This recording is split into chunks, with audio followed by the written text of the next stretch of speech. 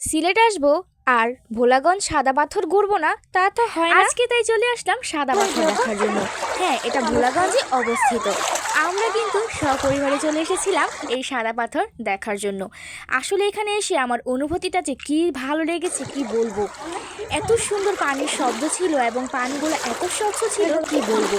এখানে আমরা যাওয়ার জন্য প্রথমে ভোলাগঞ্জ গিয়েছিলাম এবং সেখান থেকে নৌকা করে যেতে হয় ওই স্থানে।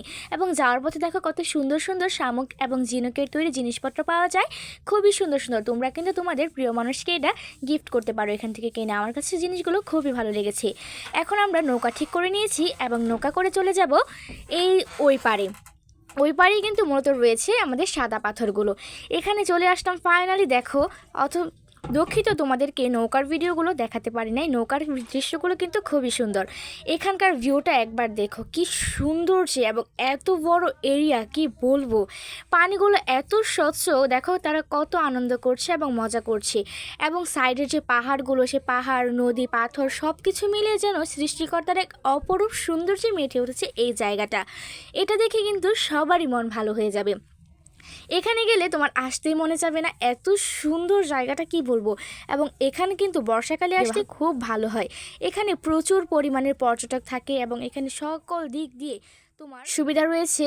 এই যে পাথরের উপর দিয়ে তারা যাবে ওই পাহাড়ের উপরে মসজিদের মধ্যে।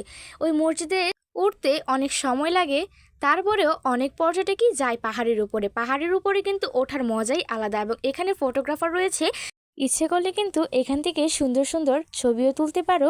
আমি এখানে চলে আসলাম পানির মধ্যে, নিজের ছায়া দেখছি এবং এত সুন্দর সুন্দর পাথর দেখে তো আমি নিজের লোভ সামলাতেই পারছি না। নিজের হাতে করে নিলাম কিছু পাথর। এত সুন্দর লাগছিল পাথরগুলো কি বলবো, তোমরা দেখতেই পাচ্ছ। এবং পাথর নিয়ে আমি ছুঁড়ে মারছি এবং অনেকের ছোটোবেলার স্মৃতি কিন্তু এটা। এমনভাবে তোমরা কিন্তু ছোটোবেলাও খেলেছো। এটা দেখে আমি প্রত্যেকবার বিস্ময় প্রকাশ করছি। আল্লাহ তাআলার সৃষ্টি এত সুন্দর, দেখো মন ভরে যায় দেখেই। আর আল্লাহ তাআলা কত সুন্দর হবে নিশ্চয়ই ভাবো।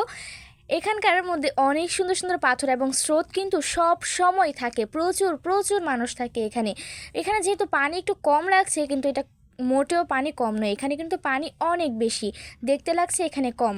এখানে খুবই মজা করেছি এবং অনেক আনন্দদায়ক মুহূর্ত কাটিয়েছি এবং অনেক অনেক মজা করেছি। আমার ভিডিও যদি ভালো লেগে থাকে অবশ্যই আমার চ্যানেলটাকে সাবস্ক্রাইব করে পাশে থাকবেন এবং লাইক কমেন্ট করতে কিন্তু ভুলবেন না। এবং এই চ্যানেলের মধ্যে ডেইলি লাইফস্টাইল এবং রান্নার ভিডিও এবং ড্রয়িং ভিডিও কিন্তু পাবেন। অবশ্যই আমার চ্যানেলটাকে সাবস্ক্রাইব করে পাশে থাকবেন, লাইক কমেন্ট করতে কিন্তু ভুলবেন না। ভাই আসসালামু আলাইকুম, ভালো থাকবেন সবাই। দেখা হবে অন্য কোনো ভিডিওতে।